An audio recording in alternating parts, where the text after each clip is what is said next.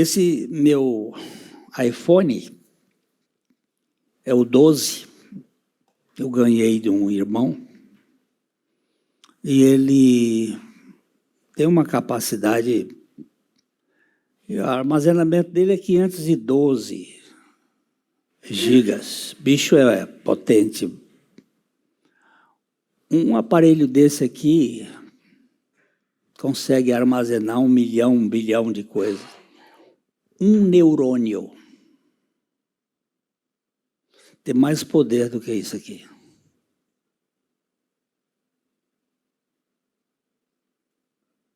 Um neurônio.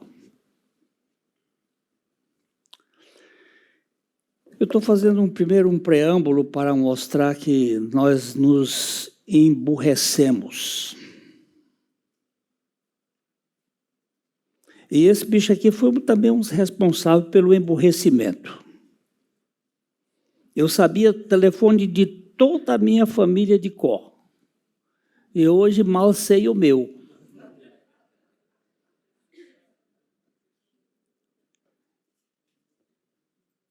Em 1920, para um aluno entrar na Universidade de Harvard, ele tinha que fazer de cor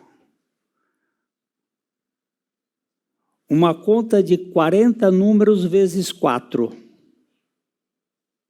sem papel. 40 algarismos vezes 4. 4 algarismos.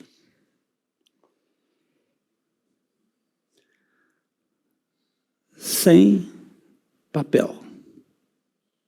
De cabeça. Isso para poder entrar na universidade. Como foi que os discípulos gravaram tudo que o Senhor deu? Porque eles estavam com o Senhor. Eu tenho uma neta de 6 anos. Infelizmente, ela já está sendo estragada. Mas eu falo uma coisa uma vez para ela, e ela não esquece. Ela canta em japonês, ela canta em inglês, tem uma mente privilegiada, mas todos nós temos. Mas houve um emburrecimento na educação e um emburrecimento de um modo geral. E hoje a nossa memória está muito curta. E depois que eu tive Covid, é que a bicha foi embora. Mas o que eu estou querendo dizer é que nós não temos mais contemplado nem o céu, nem o Senhor do céu. Nós perdemos o hábito da contemplação do Senhor.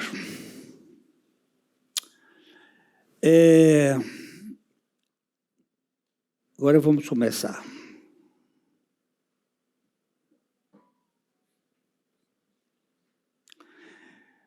O substantivo fúria é geralmente associado à raiva. Raiva descontrolada.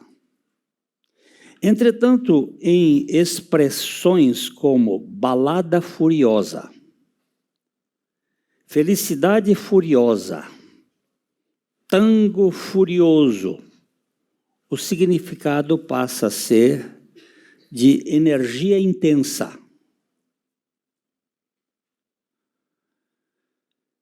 Quando Chesterton, um dos maiores escritores da Inglaterra, falou de o amor furioso de Deus, estava fazendo alusão à imensa vitalidade e à força de Deus, do Deus de Jesus, em sua busca por uma união conosco.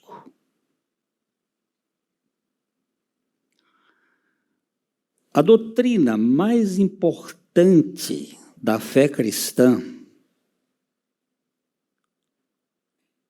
é a nossa união com Cristo.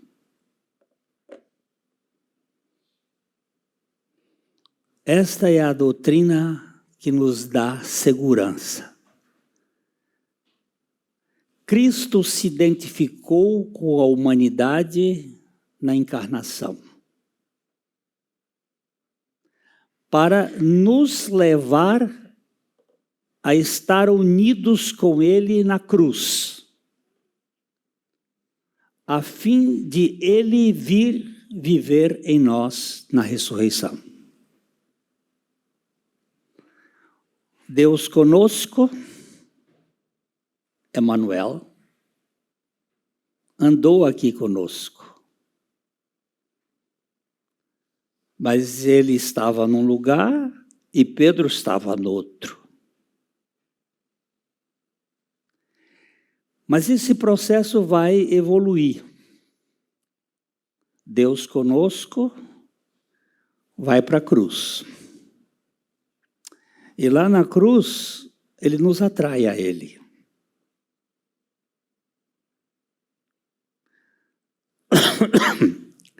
Essa atração dele era para que nós estivéssemos unidos a ele.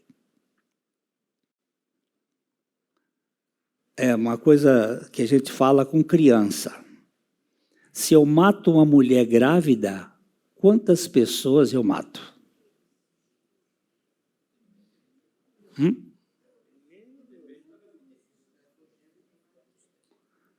Se eu mato uma mulher grávida, eu mato? Depende. Se ela estiver grávida de 1, eu mato 2. Se ela estiver grávida de 2, eu mato 3. Outro dia teve uma aí que teve grávida de 7. Você mataria 8. E de quantos Jesus ficou grávido? E eu, quando for levantado da terra, atrairei todos.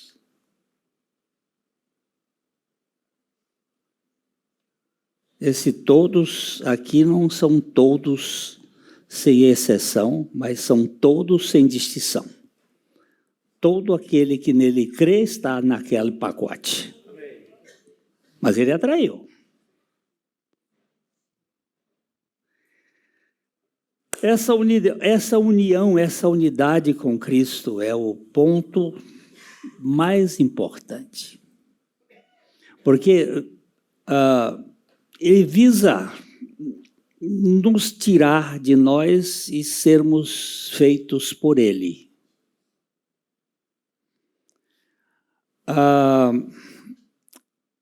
Na encarnação e até a crucificação, Jesus foi o homem mais rejeitado deste mundo.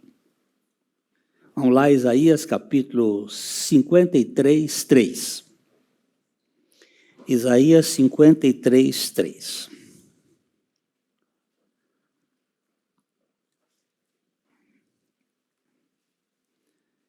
Era o quê? Desprezado. E o mais rejeitado entre os homens. Homem de dores, que sabe o que é padecer.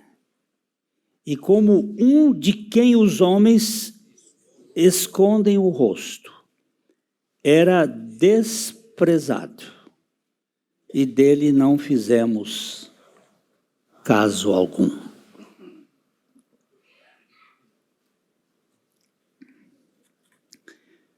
Eu não sei se você já contemplou isso aqui.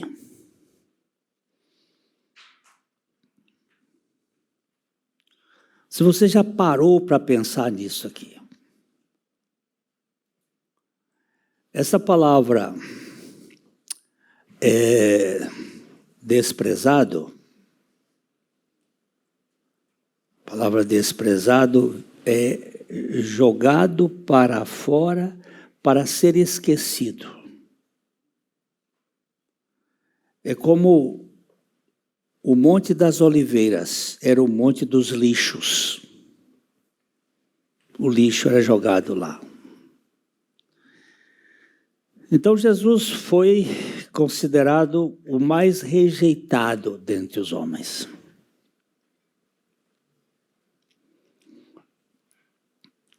Eu estou vestido com essa camisa do Sola Graça, achei bonita, né? Não é bonitinha? Mas você sabe por que eu visto essa camisa? Por causa de vocês. Se não fosse por causa de vocês, eu ficava sem camisa. Isso é usos e costumes do mundo. E aí a gente vai aprimorando. Tem uma camisa velha que a gente usa em casa, que a gente não vem para cá. Por que não vem com aquela camisa velha? Porque, hein? A mulher não deixa, né? A mulher não deixa. Mas o que faz a gente fazer isto?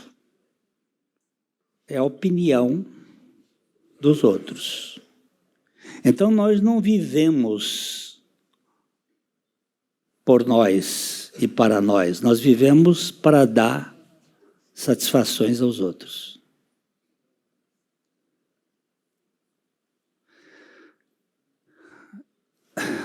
Você já viu uma mulher que faz uma comida e ela está boa? Quando chega a visita, ela diz assim, olha, não saiu como eu queria.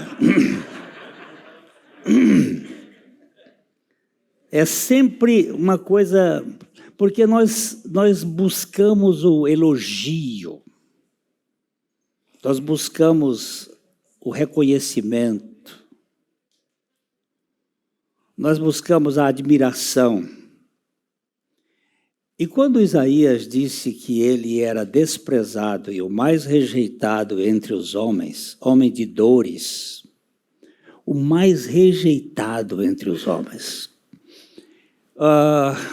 O jornal A Folha de Londrina aqui me convidou para assistir o filme A Paixão de Cristo, junto com um padre e com um rabino, para dar uma opinião depois daquele filme do Mel Gibson.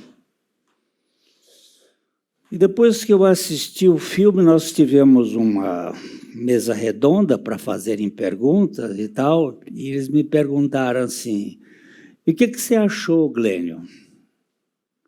Eu disse, fraco.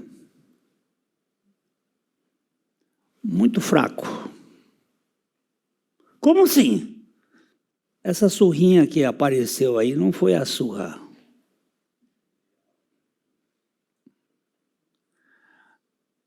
Não havia nenhuma beleza que nos agradasse.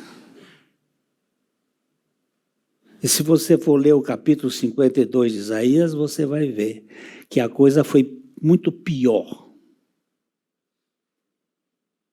O que ele sofreu ali na cruz, o que ele sofreu antes da cruz e o que ele sofreu na cruz, não tem dimensão para descrever. Você sabe que o sacrifício de Jesus está em 2 tempos. Jesus não veio a este mundo para fazer milagre em Caná da Galileia, quando acabou o vinho do casamento. Ele fez, porque estava dentro do processo dos chamados milagres messiânicos, que iriam apontar para a sua messianidade. Jesus não veio aqui para andar em cima do mar, fazendo maravilhas. Existe uma diferença entre milagres e maravilhas. Jesus não veio para fazer milagres nem maravilhas. Jesus veio com um objetivo. quando ele disse assim: para esta hora eu vim. Por 7 vezes ele diz: ainda não chegou a minha hora. Mas quando chegou a hora da cruz, ele disse assim: se for possível, passa de mim este copo, este cálice. Mas não seja o que eu quero, mas o que tu queres. Foi porque para esta hora eu vim. Então, o ministério de Jesus começou, presta atenção, o ministério de Jesus, o ministério redentivo de Jesus começou às 9 horas da manhã e terminou às 3 horas da tarde. No meu modo de pensar, eu não vou discutir com ninguém, mas é só para mim. Jesus não morreu na sexta-feira. Ele morreu na quinta. Eu tenho as minhas contas e a gente discute aí, mas isso não vai alterar nada. Se foi na quinta ou se foi na sexta, não vai alterar nada. O fato é que ele foi crucificado às 9 horas da manhã, e durante 3 horas ele estava morrendo por nós. Ele estava assumindo a nossa causa, morrendo pelos nossos pecados, morrendo como o nosso substituto. Ele estava morrendo como representante federal da humanidade. Isto foi das 9 ao meio-dia. Ao meio-dia o sol escureceu. Houve trevas em toda a face da terra. E eu entendo que essas trevas tinham como finalidade esconder a sua feiura. Porque o texto diz que não havia nenhuma beleza que nos agradasse. Isso aqui não é hipérbole, não. Isso aqui foi o olho do Espírito Santo mostrando ao profeta Isaías que ele se tornou o mais horroroso dos seres humanos. Por quê? Porque naquela hora o Senhor fez cair sobre ele a iniquidade de nós todos. Pega Isaías 53, 6. Isaías 53, 6. Olha só. Todos nós andávamos desgarrados, como ovelhas. Cada um se desviava pelo seu caminho, mas o Senhor fez cair sobre ele a iniquidade de nós todos. Ontem nós estávamos falando aqui com a liderança, os pastores e missionários, sobre a palavra pecado, que ela tem vários termos hebraicos para chatar, passar, avon. Essa é a palavra pesada, avon. Eu disse, olha, quem vendia Avon não era a Marisa. Aquela ali foi uma impostura. Quem assumiu Avon foi Jesus. Ele pegou o Avon, a iniquidade. Presta atenção, não são as iniquidades. O texto, dá uma olhada no texto aí. Ele fez cair sobre ele a iniquidade de nós todos. Nós todos está no plural. A mesma iniquidade que está na Dani está no Ademar. A mesma iniquidade que está no pai dela está nela. A mesma iniquidade que está nele e nela está no Heron, o filho dela. E a mesma iniquidade que está nele está em mim. Nós só possuímos uma iniquidade que vem de Adão. Essa é é aquilo que a Bíblia chama de homem velho. E esse homem velho foi jogado sobre Jesus. Ele passou durante 3 horas levando os nossos pecados.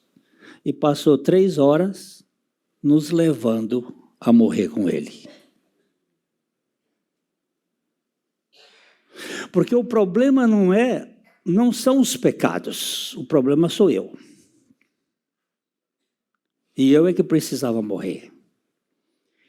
Então, este homem de dores, o mais rejeitado entre os homens, ele foi rejeitado por minha causa.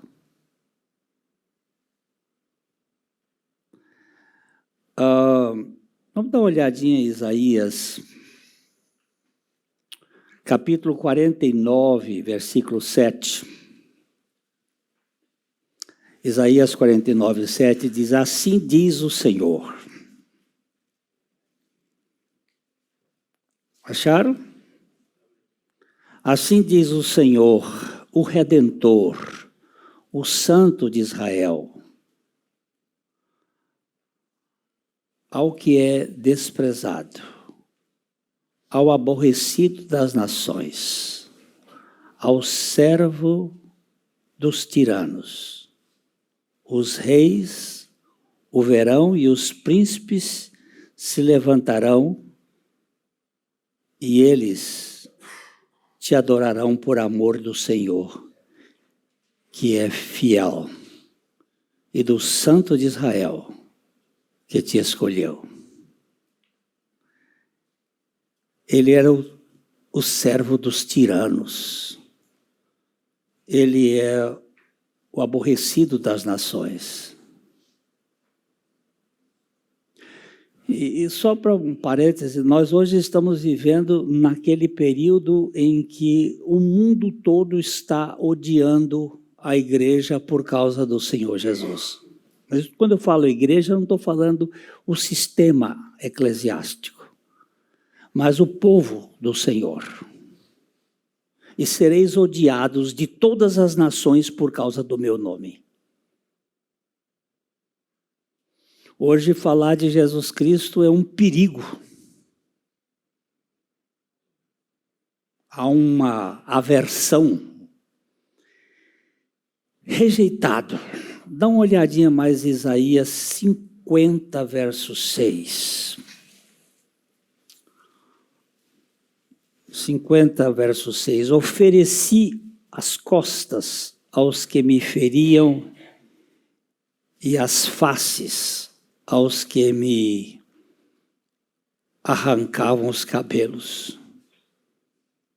Não me escondi o rosto aos que me afrontavam e me cuspiam.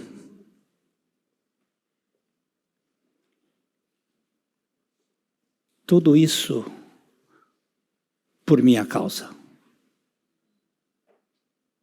Ele assumindo as minhas mazelas.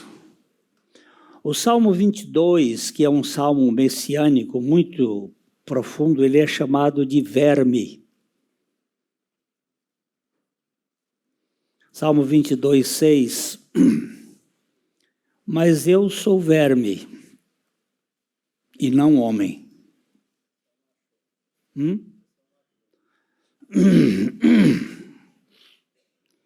22, 6. Mas eu sou verme.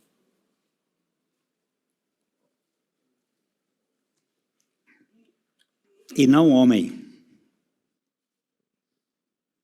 Opróbrio dos homens.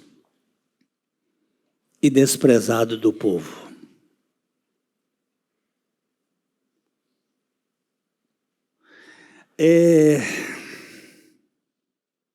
Vamos ver ainda o Salmo 69, o versículo 12, que também é um salmo messiânico que descreve o sacrifício do Senhor Jesus. Ele diz: tagarelam sobre mim os que à porta se assentam, e sou motivo para cantiga de beberrões. Quando a gente ouve, assim, às vezes, esses cantores modernos dizendo que ele é um gay, que Jesus é um travesti, isso faz parte desta cultura anticristo do mundo. E estava previsto essa coisa. Vamos ver os versos mais aí no Salmo, o 19 e o 20. Tu conheces a minha afronta, a minha vergonha e o meu vexame. Todos os meus adversários estão à vista, à tua vista. O opróbrio partiu-me o coração e desfaleci. Esperei por piedade, mas de balde, por consoladores, e não os achei. Depois ele vai descrever: e por alimento me deram fel. Por que Jesus padeceu tudo isto? Por que ele sofreu tudo isto? Ele estava, exatamente, ontem nós falamos, que ele é um mês entre setembro e outubro, mais ou menos no meio, entre setembro e outubro. O 7º mês do calendário de Israel, onde estava a festa dos tabernáculos. Jesus no templo, ele se levanta e grita. Isto é mais ou menos 6 meses antes da sua crucificação. Aqueles que acreditam que Jesus viveu 3 anos e meio em ministério, ele estava já no final do seu ministério quando ele foi a última festa dos tabernáculos que ele foi e a penúltima festa da Páscoa. Quando ele está nesse momento, ele levanta no meio do povo e dá um grito. Vocês estão com sede? Venha a mim e beba.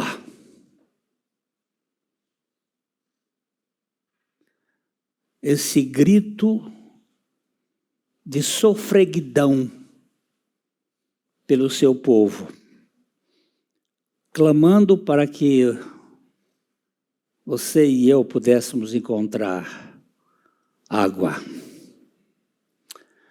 Todos nós temos um sentimento de rejeição interna. Amy Carmichael, aquela missionária lá da Índia, ela era irmã de uma turma top, bonita, de olhos azuis, todos altos, e ela era baixinha, cabelo meio enroladinho, olho castanho escuro, e ela se sentia o pintinho feio da família. Todos os outros bonitos. Ela desconfiou uma época que ela não era filha do pai dela. As sogras judias de homens, elas dizem assim: Os filhos das minhas filhas são meus netos. Os filhos dos meus filhos eu não sei.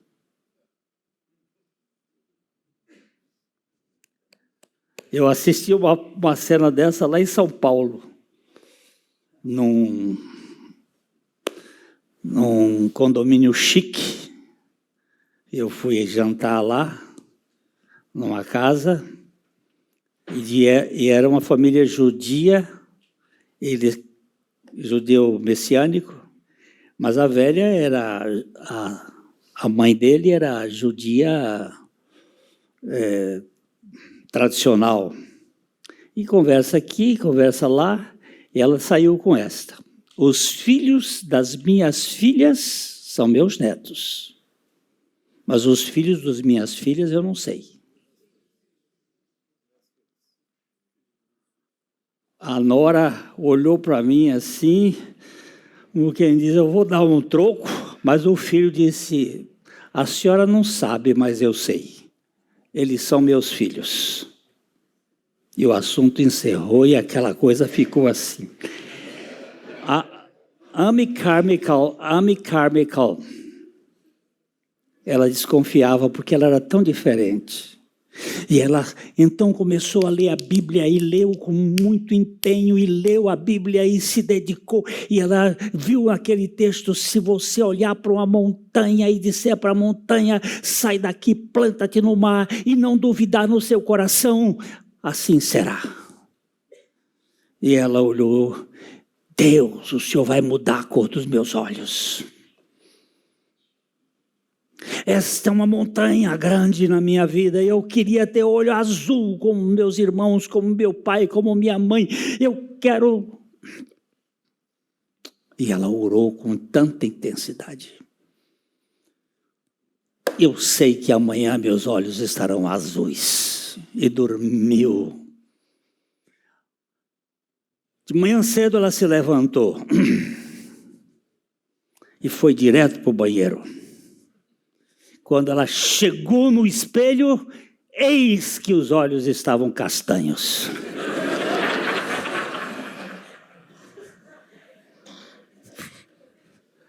Ela disse, eu tive uma grande decepção com Deus. Deus não mudou os olhos dela, mas mudou o coração dela.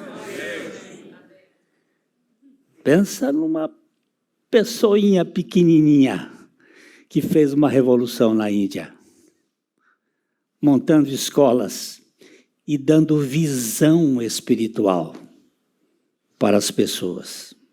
Todos nós sofremos de algum tipo de rejeição, algum tipo de desamor paterno, materno, familiar, pastoral, carências. Nós somos carentes. Se alguém diz que não é carente, esse é o mais safado, porque está ocultando a sua carência com uma presunção de que se basta. Nós vivemos num mundo em busca de aceitação e com medo da rejeição.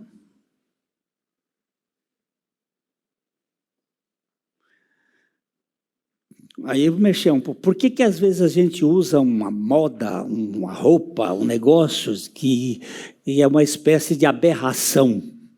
É para chamar a atenção. Eu existo. Estão me vendo? Me enxerguem, por favor. Gente, eu estou aqui. É este problema que Jesus veio tratar. Tirar a nossa própria identidade falsa. O impostor que vive em nós.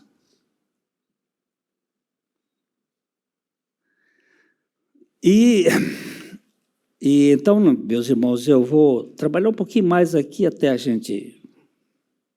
Né? Esse grito de Jesus, ele me chama a atenção. Só para... Vamos dar uma lida no texto todo outra vez? João capítulo 7, 37 a 39, no último dia, que dia é este? Deixa eu ver se vocês estavam acordados ontem. É o último dia da festa do tabernáculo. Quantos dias era a festa do tabernáculo? 7 mais 1, 8.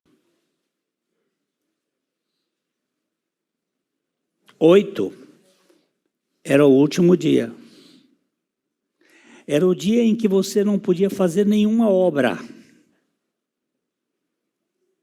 porque tudo estava feito. Qual foi o dia da ressurreição? É o 8º dia, que é o primeiro. É o dia em que você não vai fazer mais nenhuma obra, porque tudo foi feito. Tudo foi feito. Então, no último dia, o grande dia da festa, levantou-se Jesus e exclamou: se alguém,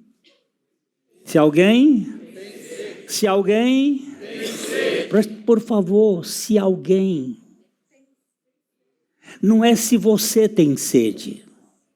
A Bíblia não fala se você não nascer de novo. A Bíblia não fala se você não nascer de novo, se alguém não nascer de novo.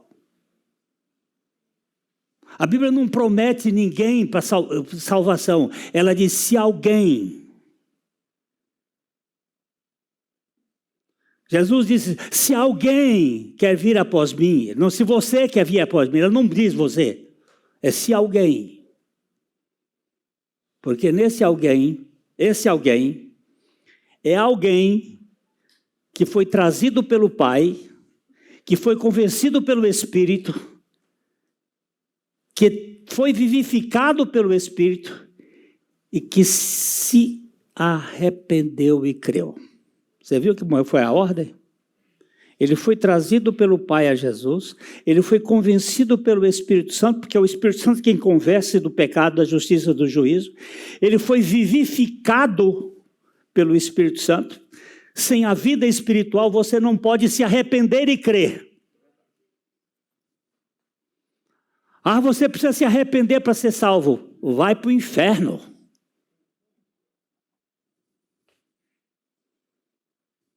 Você não vai se arrepender para ser salvo. Porque você foi salvo é que você se arrepende e crê.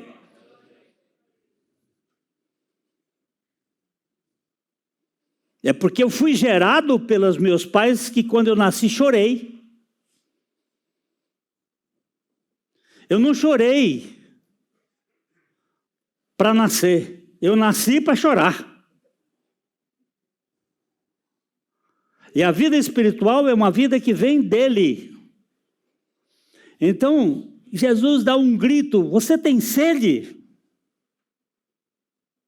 Vem a mim e beba. Quem crê, o quê?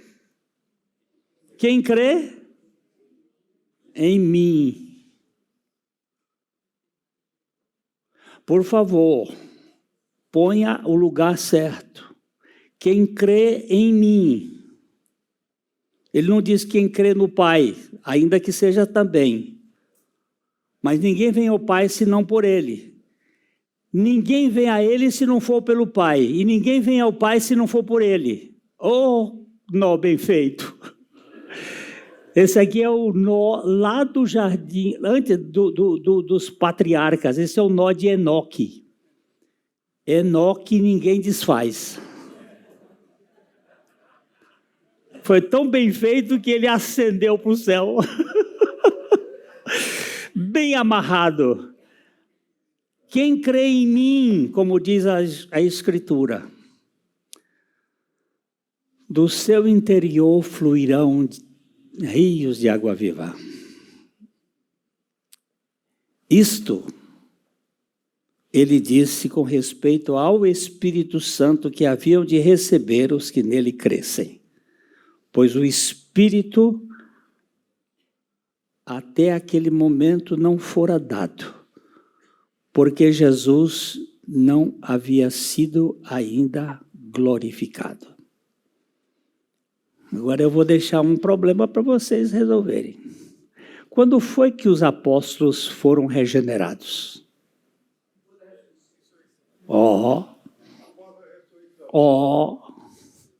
Viu?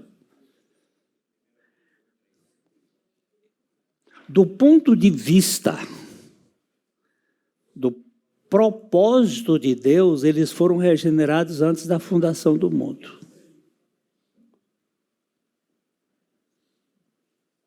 Mas do ponto de vista da experiência pessoal, eles foram regenerados mediante a ressurreição de Jesus Cristo dentre os mortos. Porque não existe vida espiritual sem a vida de Cristo. Pedro disse isso em 1 Pedro capítulo 1, versículo 3. Vamos lá, procura lá. Bendito o Deus e Pai de nosso Senhor Jesus Cristo, que nos abençoou com toda a bênção espiritual. Foi assim? Não, que nos regenerou. Olha, ele disse, ele está falando ali primeiro com a igreja, ele disse, vós que estáis aí na Capadócia, no Ponto, e depois quando ele começa a falar, ele disse, e nos regenerou, incluindo ele, mediante a ressurreição de Jesus Cristo dentre os mortos. Por quê? Não existe regeneração sem a ressurreição e sem o Espírito Santo. E o Espírito Santo ainda não tinha sido dado. O Espírito Santo estava convosco, mas estará em vós.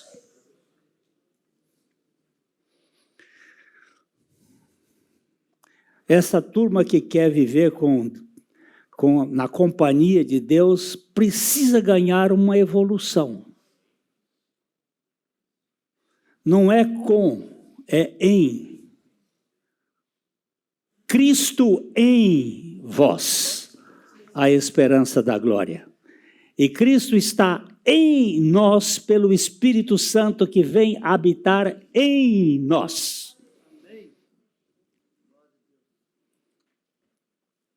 Então, queridos, por que Jesus foi rejeitado?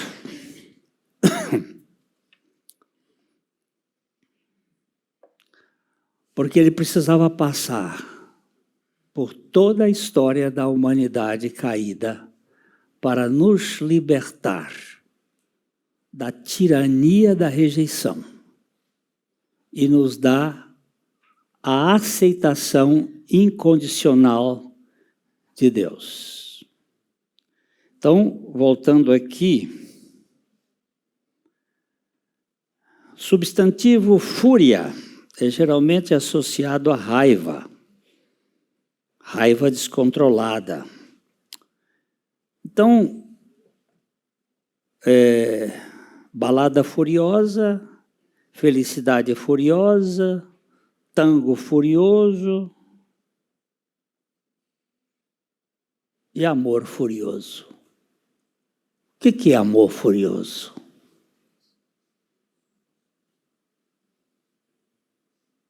O que é amor furioso de Deus?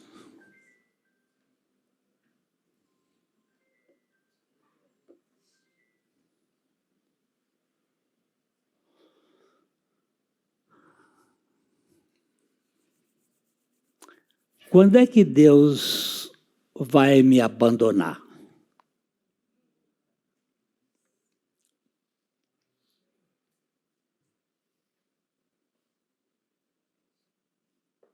Quando é que Deus vai me descartar? Desde que nós passamos a estar nele, é impossível nós sairmos dele. Como é que eu faço com as crianças, quando eu estou falando sobre? Eu pego Atende, criatura. Pode ser Deus chamando.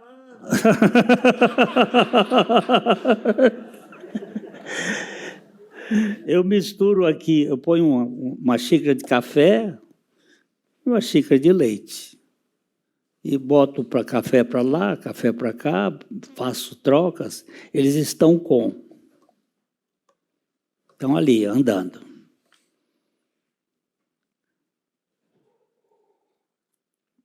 Tomo café, depois tomo leite. Agora eu pego o café e jogo dentro do leite. E agora? Agora só um processo químico para separar.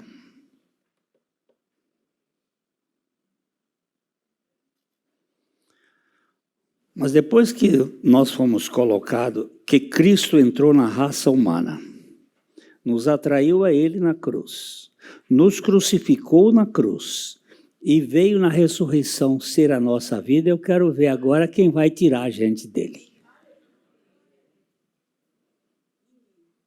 Ele disse, e se eu quiser sair? Você não entrou porque você quis. E você não sai nem que queira. Porque ele te colocou nele para ser a noiva dele, como igreja e povo dele, e não vai sair dele nevermore. Nunca.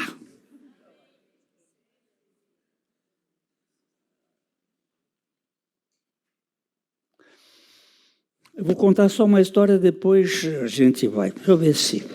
Eu vou ver se lembro da história. George Frederico Handel. Alguém já ouviu esse nome?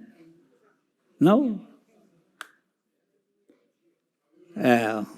É o top dos compositores. Menino prodígio. Lá na Alemanha. Tocando o órgão. O avô dele era pastor luterano. E ele tocava, com 7 anos de idade, 8 anos, ele tocava o órgão de tubos da igreja. E um nobre alemão foi assistir o culto lá e quando viu aquele menino tocando, disse para o pai, para o avô, esse menino precisa de uma escola. Ele disse, mas eu não tenho dinheiro para botar esse menino na escola de música. Ele disse, eu vou financiar. E financiou. E Handel começou a compor e fazer música de primeira e cresceu o ego, os aplausos chegavam e ele foi ficando gordo, robusto, em força e reconhecimento em Paris, em Londres, todo mundo aí, ele resolveu montar uma companhia de ópera. A ópera estava no pico e ele fez uma empresa, começou a compor algumas óperas maravilhosas, só que a ópera teve um tempo e ele foi junto. Entrou em depressão. A mulher o deixou. Entrou em depressão.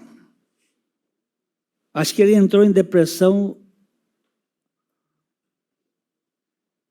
primeiro, depois a mulher deixou. Porque ela não aguentou viver com o deprimido. E ele ficou... Aí ele pensava em se matar. Quando ele recebeu do conde Cavendish um pedido. Primeiro ele recebeu um pacote de uns textos bíblicos, dizendo assim, componha uma obra em cima desses textos. Ele examinou aquilo, depois veio ao pedido do Cavendish. E ele se ajoelhou e disse: Deus, o Senhor me criou. Eu sou uma criatura tua. O Senhor me deu uma luz na tua palavra. Eu ganhei uma luz. Ele compôs vários hinos lindos. Mas eu fracassei. Eu sou um fracasso. Mas se o Senhor ainda, se o Senhor ainda quer fazer alguma coisa em mim e através de mim, eu estou aqui. E aí foram 28 dias. Deus dando coisa e dando coisa. E esse homem escrevendo. Tinha um cara que ajudava ele, que fazia comida para ele, e ele em cima, e ele não parava, e ele não parava, e ele não conseguia parar, escrevendo e fazendo as partituras. E aí o rapaz dizia assim: Senhor Handel, venha comer. Ele disse: eu não tenho tempo, urge. E ele foi enfraquecendo. E um dia ele pegou o cara: sai daqui! Botou para fora, fechou a porta e ficou em cima do texto. Teve um desmaio de 17 horas, sem comer, bebendo pouco. Quando aquele homem chamou a polícia, quebraram a porta, encontraram ele em cima da escrivania, chorando e dizendo: eles entraram aqui, todos os anjos celestiais, e me deram o que há de mais lindo neste mundo.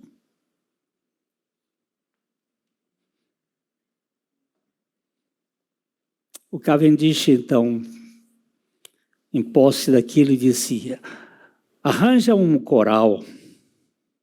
A história é longa, eu estou cortando.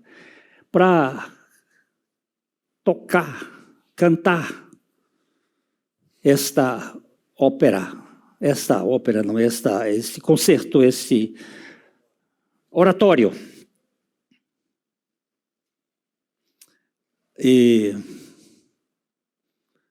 quando eles cantaram, eu estou resumindo, o Aleluia, o oratório do Messias, na cidade de Dublin, num teatro, porque nenhuma igreja queria que cantasse, porque era uma música feita de modo profano. Mas foi um coral de uma igreja que o pastor cedeu, e quando terminaram de cantar, a primeira era pago para o dinheiro ser dado para um hospital. Aconteceu um avivamento. As pessoas que estavam naquele teatro e que tinham pessoas presas porque elas tinham feito acusações, foram pedir para soltar, perdão, e a cidade foi um reboliço. Fez a segunda apresentação, foi outro reboliço. Vidas sendo transformadas.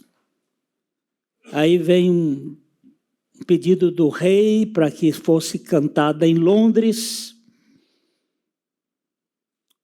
E vai para um teatro, e quando terminou de cantar, quando estava terminando no Aleluia, o rei ficou de pé. E alguém disse: Sua Alteza, sente-se. Ele disse, eu não posso me assentar diante do Rei dos Reis. Quando você for cantar, ouvir o aleluia, cantado, bem cantado, e orquestrado, bem orquestrado, você vai verificar 3, 5, 7, aleluias, 3, a trindade, 5, a graça, 7, a perfeição.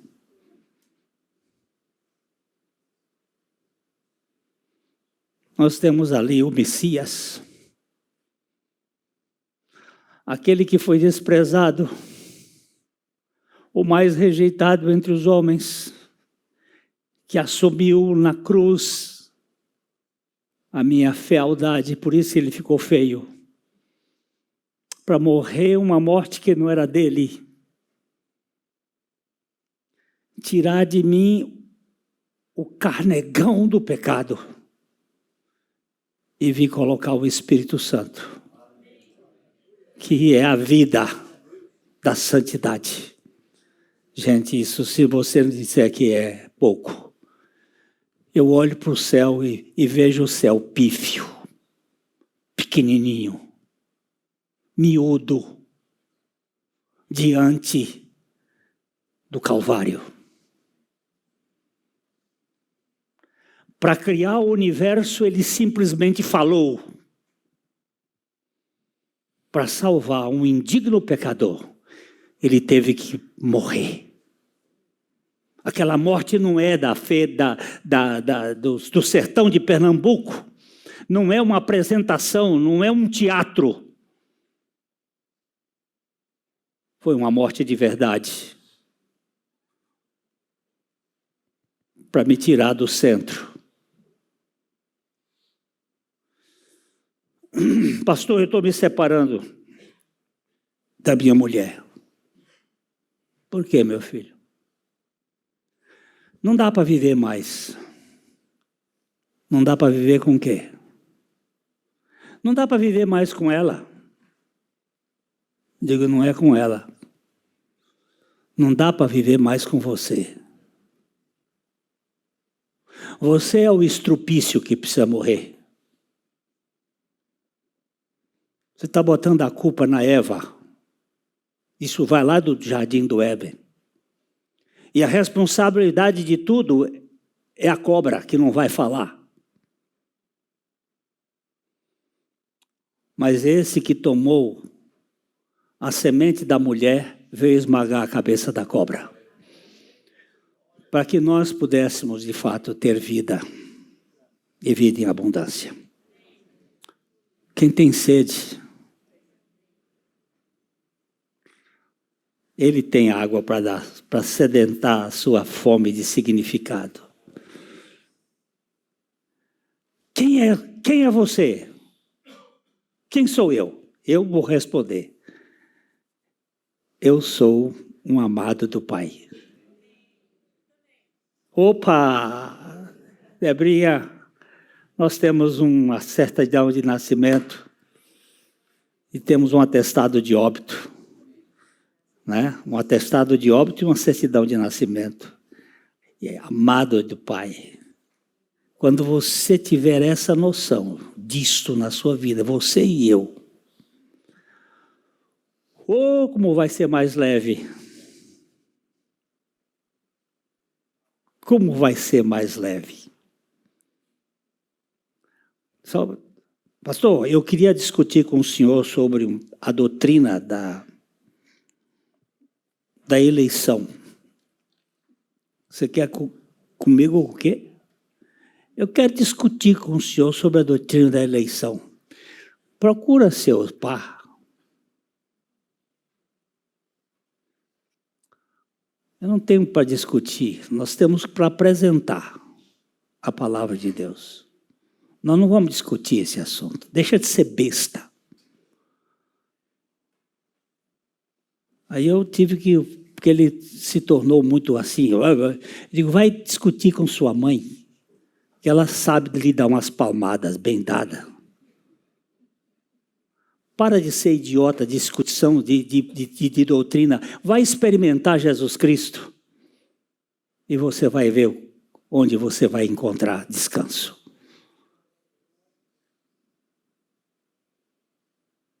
Eu não sei responder muita coisa da Bíblia, mas eu tenho um colo que eu gosto de estar.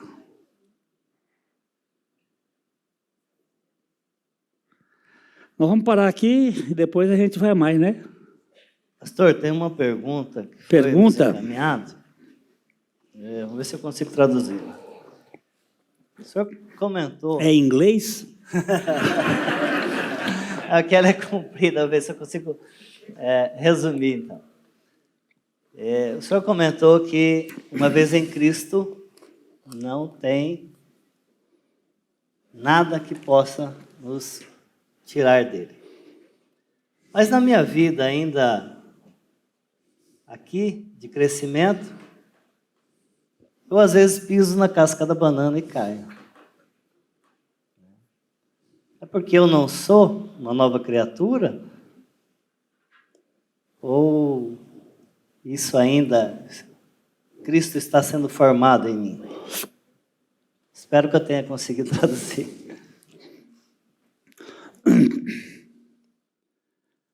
Eu nasci fisicamente em 45. Aí eu fui crescendo. Naquele tempo não tinha fralda descartável. Então eu sujava muito. Eu estou falando de mim, que é para não falar dos outros. Mas eu fui evoluindo até ter força no esfíncter e poder ir no banheiro na hora certa.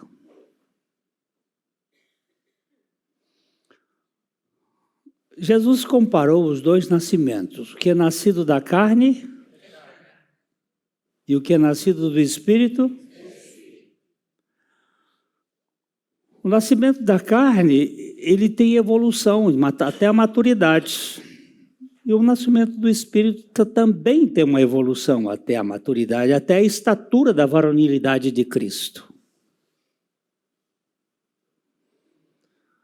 O problema é que, às vezes, nós nos colocamos numa posição assim. A vida cristã é assim mesmo. Tropeça aqui, oi, cai acolá, mas de novo levanta e começa a cantar.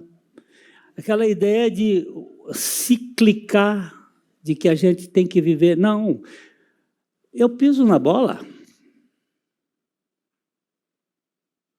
Pedro pisou na bola. Onde Pedro pisou na bola? Em Antioquia.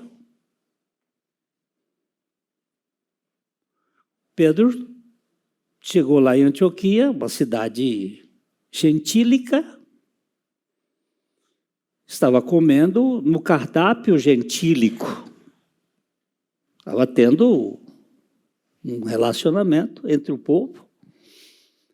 Quando vieram a turma do coxé, a turma lá de Tiago, da comida judia, ele se afastou dos gentios e foi ficar aqui do lado dos judeus judaizantes ou judeus cristãos que não comiam a pururuca, não comia feijoada, não comia camarão, não comia peixe de couro. Então ele foi aqui e ficou aqui com a turma. O Paulo, que era um judeu fariseu daqueles até a raiz do cabelo, mas quando ele foi transformado, ele diz que considerou tudo isso como esterco. E aí ele chamou o Pedro assim e disse, escuta, não foi num particular, o Paulo não foi tão nobre como Áquila e Priscila. Áquila e Priscila, quando Apolo pisou na bola lá, eles chamaram ele assim à parte, vem cá, Chico, vem cá. Não vai. Eles foram nobres, aí ninguém soube. Paulo não foi nobre, não. Ele disse, eu chamei na presença de todos e disse, como é que tu, sendo judeu, ages como... E agora, quando vieram aqui, você está procedendo. E o problema é que até o Barnabé, que foi o mentor do Paulo, caiu na conversa. E estava se envolvendo na porcaria da religiosidade. Então, se eu entendi a pergunta, eu não posso sair de Cristo. Porque eu não entrei em Cristo porque eu quis. Aliás, eu não queria. Como é aquela oração? Alguém tem ela aí? Aquela oração do cristão do primeiro século, eu sabia ela de cor, mas eu... Mário Rocha, você não tem aí, não? Ah, tem aqui. Tem aqui. É a oração de um cristão do primeiro século. Tu não tens obrigação de me querer, nem eu tenho condições de te querer. Mas se tu me quiseres, porque tu queres me querer, então tu me levas a te querer com o mesmo querer que tu me queres. Porém, se tu não me quiseres, eu não posso te querer, pois a minha vontade, pervertida pelo pecado, nunca te quererá sem que tu me queiras. Antes, converte o meu querer, para que eu te queira com o mesmo querer que tu me queres. Isso aqui é... Ninguém desatar esse nó aqui. Eu não ia querer Deus nem que a vaca tossisse. Todos se desviavam pelo seu caminho. Mas ele, não sei porquê, ele resolveu botar em mim e botou a mão. Agora, como é que eu saio dele? Tem jeito? Hein? Não tem jeito. Agora, nós temos uma... eu tenho um livrinho aí, Dar-vos-ei Coração Novo. É um livro, é uma tentativa foi para mim. Eu escrevi aquele livro para mim. Que é Homem Velho e Natureza Terrena. São duas coisas diferentes, a meu ver. Antes de Adão pecar, ele já tinha natureza terrena. Ele foi feito do pó da terra, Deus soprou o fôlego das vidas e ele se tornou alma vivente. Ele tinha uma natureza terrena.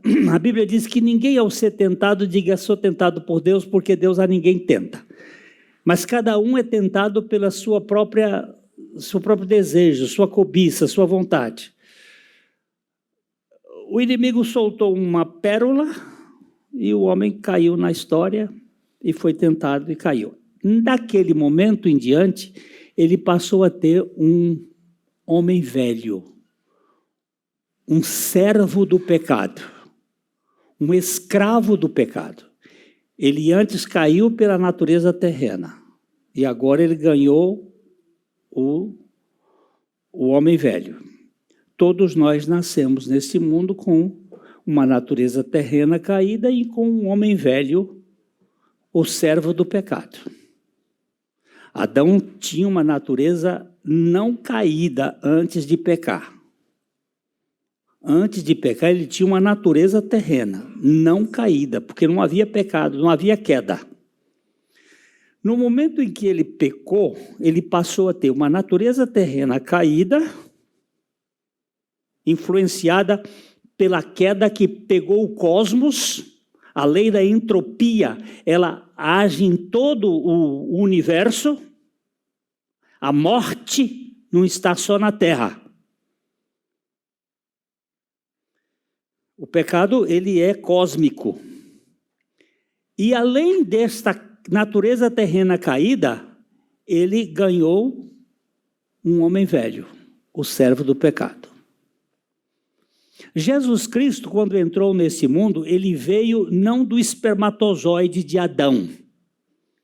Ele veio do óvulo da mulher, aquilo que Deus havia previsto lá no capítulo 3 de Gênesis. Da semente da mulher vai haver aquele que vai esmagar a cabeça da serpente.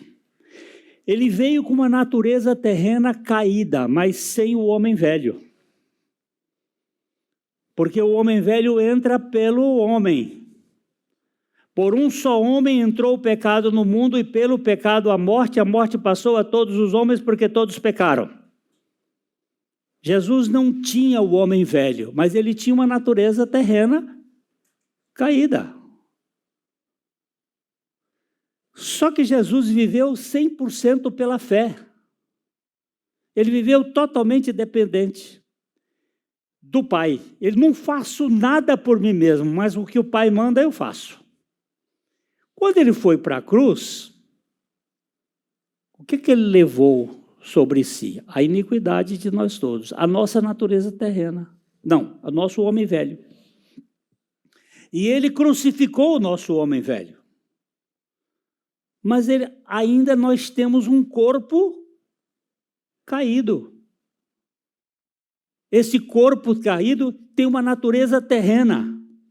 Quando Paulo diz assim, em Colossenses, se já morrestes com Cristo, por que vocês ficam botando regra, e não paga isso, não faz aquilo outro? Se você já ressuscitou com Cristo, pensai nas coisas lá do alto, não nas que são aqui da terra. Porque morrestes e a vossa vida está oculta com Cristo em Deus. E logo em seguida ele diz assim, fazei, pois, morrer a vossa natureza caída, terrena. E o que tem na natureza terrena? Prostituição, impureza, lascívia, idolatria. Blá, blá, blá. Como é que eu vou fazer morrer o que já morreu? Se o velho homem e a natureza terrena são a mesma coisa, então aí é uma confusão. A doutora Edmeia foi que me deu a melhor explicação. Ela estava participando de um velório lá no Rio de Janeiro, no cemitério São João Batista, em Botafogo. O defunto lá, na sala, de repente deram um tiro, pá! A bala entrou, passou pela janela e entrou no caixão e pegou no defunto. E ela disse, essa foi a bala perdida, mais perdida que eu já vi na vida.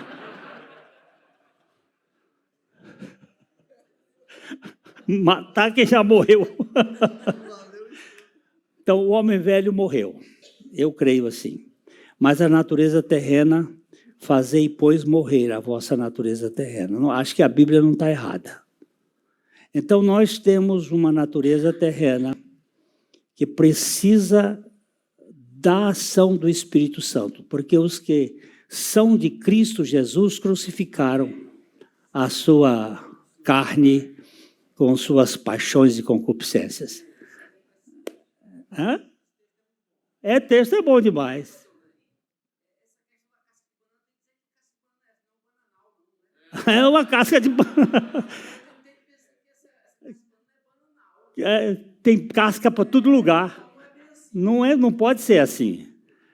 Está dizendo, não está dizendo que você não peca, está dizendo que você não pode viver no pecado. Tem alguns que ficam dizendo, agora eu... Agora, outra coisa, ontem nós trabalhamos essa questão aqui. Existem 4 definições de pecado no Novo Testamento. Uma de Jesus, uma de Paulo, uma de Tiago e uma de João. A de Jesus é, quando o Espírito Santo vier, convencerá o mundo do pecado, da justiça e do juízo. Do pecado, porque não crê em mim. Esse pecado aí, incredulidade contra Jesus. Esse pecado, o Espírito Santo convence, ok? Paulo fala de um pecado. Se você tem dúvida, e come alguma comida, é um problema de cardápio. Você vai pecar, porque tudo que não é de fé é pecado. Esse pecado aqui são esses pecados ligados à exterioridade e a preferências. Tem o pecado de Tiago. Você sabe fazer o bem e não faz, comete pecado. É omissão. E depois João vai dizer que... Me ajudem aqui.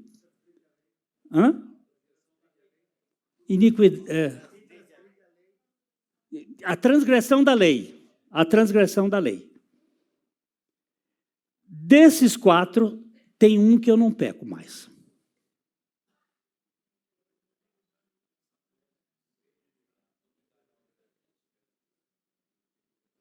Porque quando eu criei, eu não criei porque eu criei. Eu criei porque o Senhor me deu fé para crer. E os dons e a vocação de Deus são irrevogáveis. Então, este pecado da fé no Senhor Jesus Cristo, ele é impecável. Agora, no pensamento, na omissão e na comissão, nós ainda sujamos a cueca. Alguns dizem, não, mas isso não é pecado. Mas a Bíblia chama de pecado. Só que são palavras diferentes. Nós vimos ontem no Novo Testamento 4 e no Velho Testamento 8.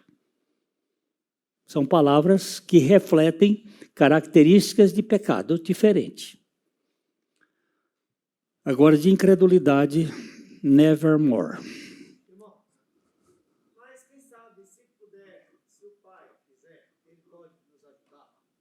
Romanos 8:13 diz: pois se viverdes segundo a carne, morrereis. Pois se viverdes segundo a carne, morrereis.